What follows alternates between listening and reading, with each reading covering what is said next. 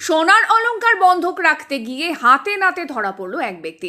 অভিযোগ, ওই ব্যক্তি নকল সোনা নিয়ে এসেছেন। স্থানীয়রা পাকড়াও করে পুলিশের হাতে তুলে দিয়েছে ওই ব্যক্তিকে। মঙ্গলবার রাত 9টা নাগাদ ঘটনাটি ঘটেছে কোচবিহার জেলার মেখলিগঞ্জ ব্লকের জামালদহ বাজারে। বর্তমানে জামালদহ পুলিশ ফাঁড়িতে অভিযুক্ত ব্যক্তিকে আটকে রাখা হয়েছে। পুলিশ জানিয়েছে, লিখিত অভিযোগ জমা পড়লেই ঘটনা তদন্ত শুরু হবে। প্রাথমিক তদন্তে জানা গিয়েছে, আটক ব্যক্তির বাড়ি মুর্শিদাবাদের লালবাগ এলাকায়।